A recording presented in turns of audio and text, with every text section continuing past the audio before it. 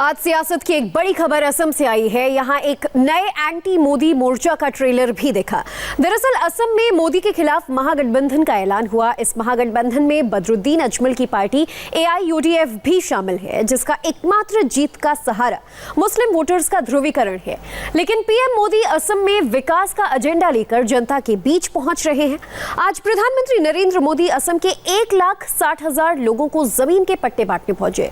PM Modi ने कहा कि डबल इंजन की सरकार असम में विकास की नई इबारत लिख रही है। ये काम ऐतिहासिक शिवसागर में जयरेंगा पठार की धरती पर हो रहा है। ये भूमि असम के भविष्य के लिए सर्वोच्च त्याग करने वाली महासती जयमती की बलिदान भूमि है।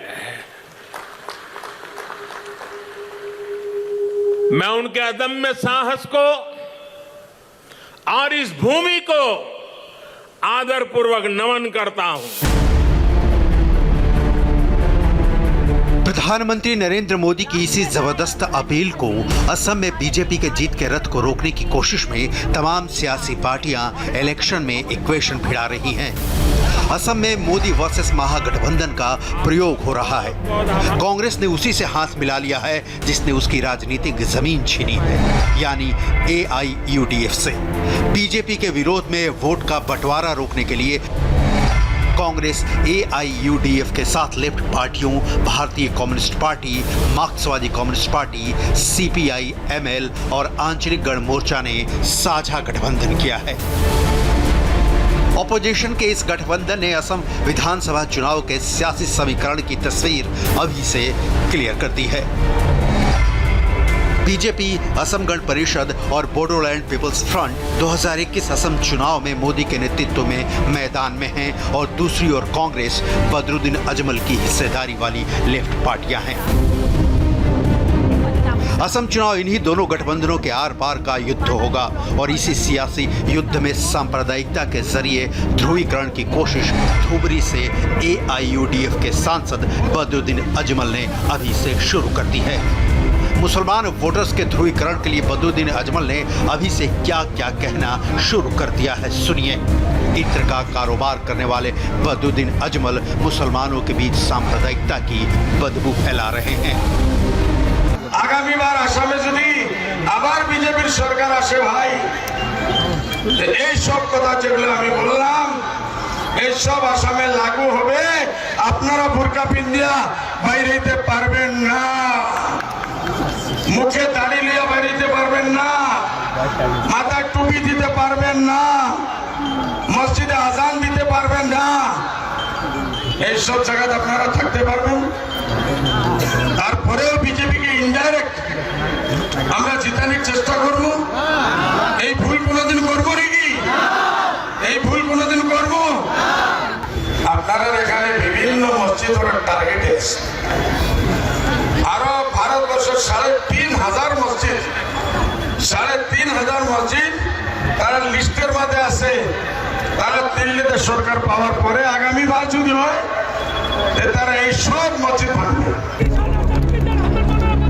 बदरुद्दीन अजमल ऐसा क्यों कह रहे हैं, ये समझने के लिए असम में मुसलमान वोटर्स की पूरी ABCD समझनी होगी। असम में मुस्लिम मतदाताओं की तादाद 35% है। 14 लोकसभा सीटों में से 6 सीटों पर मुस्लिम वोटर्स हार जीत तय करते हैं। इन सीटों में धुबरी, बरपेटा, नौगांव, कोलियाबोर, करीमगंज और सिलचर शामिल हैं। असम विधानसभा की 126 सीटों में से 53 सीटें ऐसी हैं जहां मुस्लिम वोटर्स ज्यादा हैं।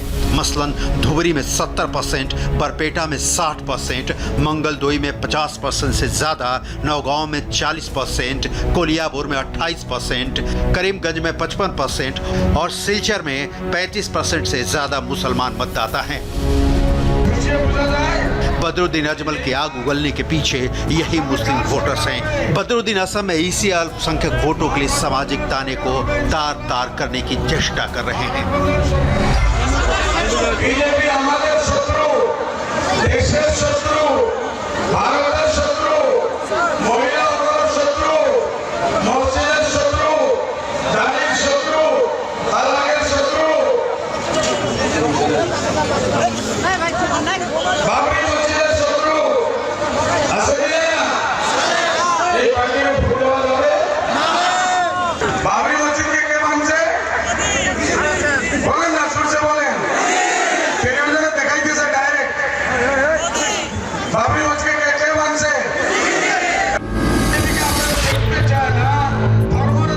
AIUDF के सुप्रीमो के इस जहरीले नफरत भरे बोल की इनसाइड स्टोरी आपको बताएं, उसके पहले कांग्रेस और AIUDF के बीच के मोदी विरोध की पटकथा समझ लीजिए।